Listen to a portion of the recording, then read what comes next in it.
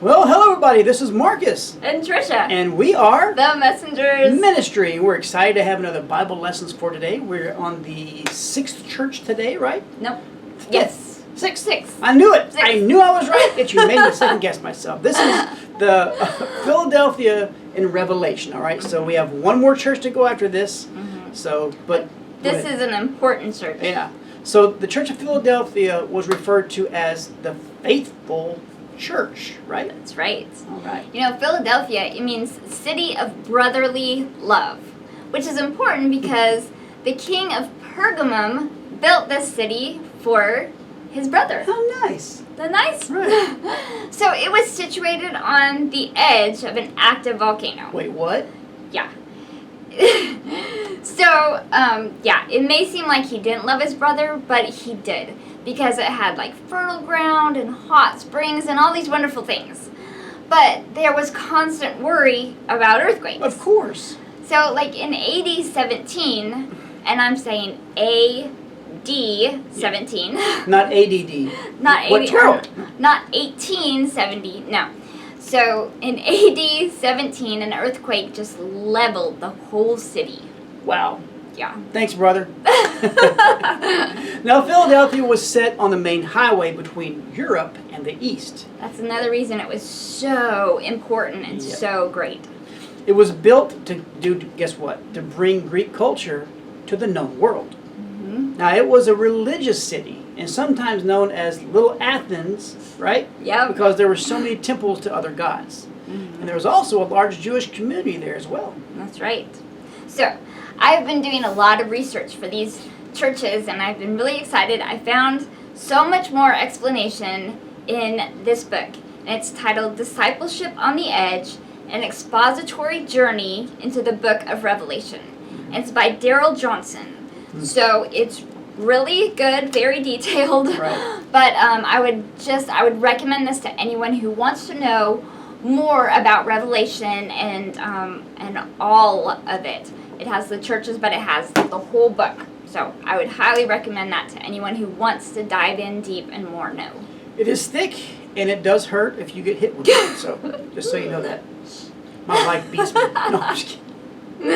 All right, so let's look at Revelation says about Philadelphia. This is Revelation 3, verses 7 through 13, and this is out of the New King James Version. Okay, so it's going to take me a little bit longer to read. I want to go slow and make sure I get everything right, okay? There is no this and thous in there, so that's the New King James, right?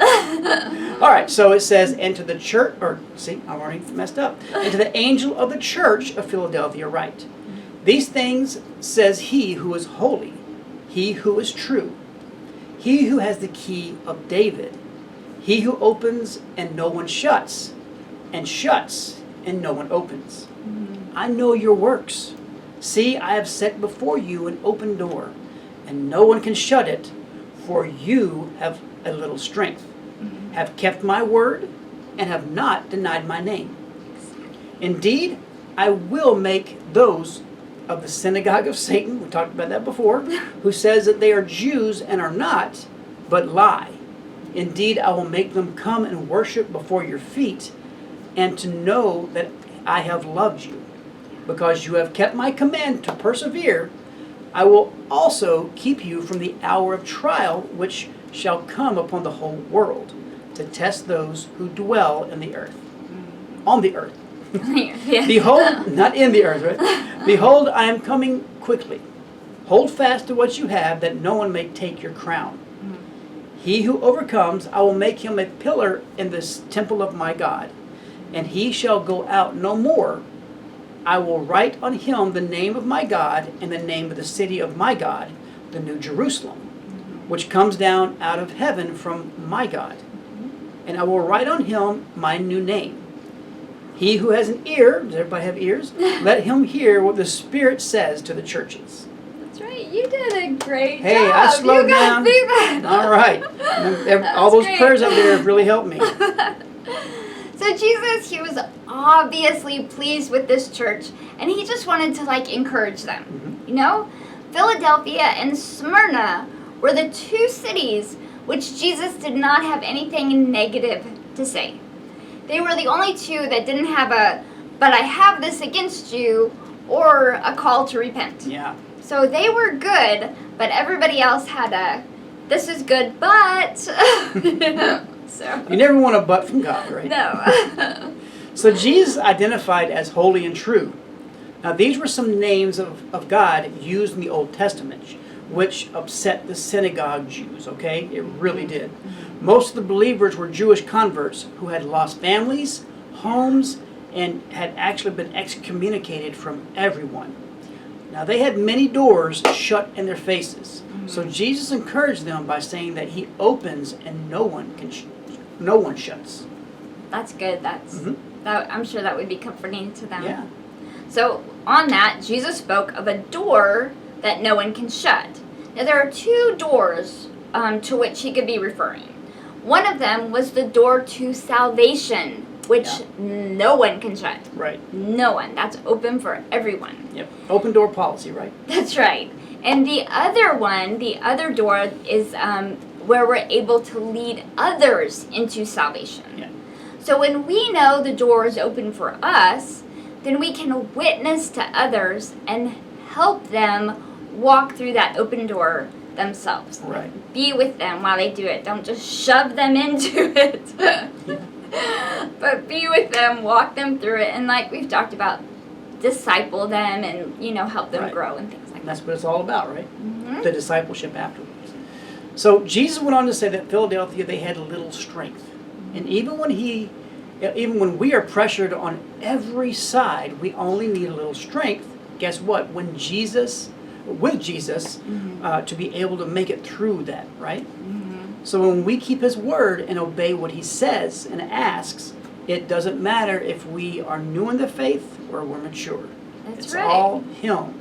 And we can have a little bitty strength, a little bitty faith, but with him, all things are possible. Absolutely. So we just put our trust and faith in him, and we can be strong. You got it. So the Philadelphians, they had many obstacles to overcome. They were persecuted just like many of the other churches, but they stayed true to God.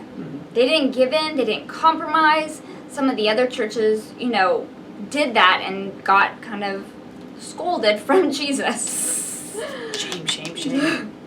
Now, many people today face the same issues of losing everything because they don't back down when choosing to believe in Jesus. That's right. They stand on their faith, especially in different countries around the world. It's like they can die because of this, and they do. But they don't back down when they choose Jesus. They're very vocal about it. So that's important. Yep. So Jesus, he claimed that the Jews in the synagogue of Satan thought that they were holier than believers, but they were liars. Now they praised only themselves, and their hearts, were far from the truth. And you know what? They didn't even care. They didn't. Now Jesus commented that they would fall at the believers' feet and acknowledge that they were wrong. They would worship him as well. That's right. Which is Jesus. Yes, because sometimes when you read that verse, it's like they'll fall down at your feet and worship. They're not worshiping those people. They're worshiping God, but they're saying, we were wrong. God loved you the whole time. We know, what's right now. And so they worship God, not the people. Right? Okay. Right. So Jesus said he would protect the believers from the time of trial the whole world would face. The people who kept his command to persevere and endure patiently until the end would be safe. Safe! Yes! And you know what? This includes us as believers too. We're also safe! We are. A little baseball, right? Little baseball there. So Jesus confirmed that he was coming quickly. Oh gosh, right? Often people get confused on why he said that he was coming quickly, and over 1,000 years, this was over 1,000 years ago. But we're still here, right? What's up with that? So time with God, it is very different. And there are many signs that we are close to Jesus coming back, but you know what? No one knows the exact time. No. But you know what? That is also why we must be ready at all times. That's right. All times, right? We never know when. So if we're ready now, we're ready tomorrow, we're ready the next day. Whenever he comes, if we have our hearts prepared, we are ready to be with him. Absolutely. So exciting. So Jesus promised the overcomers he would make them pillars in the temple of God. Yeah. Now the Philadelphians, they understood this because the city would recognize people who did great things by setting up a pillar in a temple with their name written on it. So this is where we get our phrase, pillar of the community. Mm-hmm. Have you ever heard that? I have. Do you remember? Yeah. So just as the believers then, we are worthy of distinguished honor when we stay true to Jesus. That's right. Now, one thing you don't want to be a pillar was a pillar of salt. Don't look back, right? Oh my God. Sorry. So the Philadelphian believers took to heart what Jesus said about not going out anymore. Mm-hmm. But they were constantly coming and going from the city due to the earthquakes. Mm-hmm. Now, he was saying that he was their firm foundation and was not shaken. That's right. Now, this should give us comfort too, right? Yes. It should, yeah. It really should, because, sometimes life gets chaotic around Mm-hmm. us. Things seem like they're shaking out of control. But when we know that he's our firm foundation, we can come to him, give him everything, and then we are with him just strong and sure-footed and, ready to go. Sure-footed. Sure-footed. All right. All right. It's a new phrase I hadn't heard. You haven't heard that? No. It's just like safe. When you walk, you're on firm ground. You said safe? Safe! No. Not that kind of stuff. But Okay. when you're sure of where you're putting your feet because it's a flat place. Okay. It's See? safe. You learn something new every day, right? Now Jesus, he kind of wraps up his letter by stating some very exciting promises. I love these. These are awesome. Now, if you remember, we've talked about it before, names are very important to God. Mm-hmm. And he promised 3 areas people would have new names.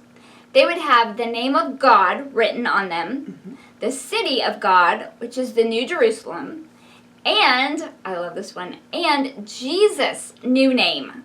He'd write all 3 of those on them. And the only other time he spoke about writing new names was in the letter to Pergamum, which is exactly what the king did for his brothers. Right. So those 2 churches are tied together, and I think that's just super cool that those are the only 2 ones that talks about. So here's a new name, brother. Go to an earthquake city. No. I'm building it for you. All right, so let's wrap up today's video before I get too deep into it, all right? So I got a question for you, all right? Do you find yourself weary in your walk with God? Now, you know what? It is easy to just give in to all the pressures that are around us, just like the 5 of the churches, right? Mm-hmm. They did it. But we may have little strength, but you know what? With God, we are strong. That's right. When we obey him joyfully, we will experience the wonderful promises that Jesus gave to all of the 7 churches. Not just those 2, the 7, right? Mm-hmm. And you know what? This in itself is very, very exciting. It is. It is so exciting. And just to undo, I've really studied all these churches and to know all the promises of them mm-hmm. that we can have. It's so incredible. It's just wonderful thinking about all these blessings. Absolutely. When we keep his word, stay true to him, don't compromise with the world and try to live, in both, but just staying true to him. Absolutely. It's exciting. Yeah. So I hope you guys got something out of this video. If you did, don't forget to leave a comment down below and let us know what you learned. If you have questions or concerns about what you're reading in the Bible, or need prayer requests, or if you want to give us a praise report of things that are going on, we encourage you, please leave us something down below. Mm-hmm. Now, if you don't want to let everybody see what this is all about, right? Mm-hmm. If you don't want everybody to see what you're saying, you can always get in touch with us. First off, on our website, which is www.themessengersradio.com. Mm-hmm. Or you can email us at themessengersradio@gmail.com. That's right. Mm-hmm. Yep. We will try to get back to you as soon as we can. All right. So, you have anything else you want to say? I don't think other than when we get through with each individual church, I think we're going to go do a video of just backgrounding it, just kind of putting it all together, maybe all the promises we can have, things like that, just summing it all up for you. Yeah. So if you've missed some of these, we'll try and get it back around to you. Well, if you missed them, just go back and watch them, right? That's right. They're all on our website. That's right. Or and YouTube. And on Facebook. And on Facebook, yes. And all over the place. Yes. So, do you guys like my new do? I got a summer cut, right? No, she doesn't like it. No. But it's there, so it's we have funny to because love when it. people would say something at work, they say, why'd you cut your hair? I said, well, you just have to remember that don't ever bet against God, because I lost against my fantasy prophet league, and God always wins that. I don't understand. Because he's God, right? No? Okay. People laughed at it. I thought it was funny too. So. Little sports analogy to like the prophets and everything. She doesn't like it, but that's okay. All right. So hope you guys are having a great morning, a great afternoon, or a great evening, however you may be watching this. And if you're just listening, you can't see Marcus's hair, but it's short. Or lack thereof. It's a number 2 all the way around. We love you guys no matter what we look like. That's right. We love you guys, and we'll see you later. Bye now. Bye.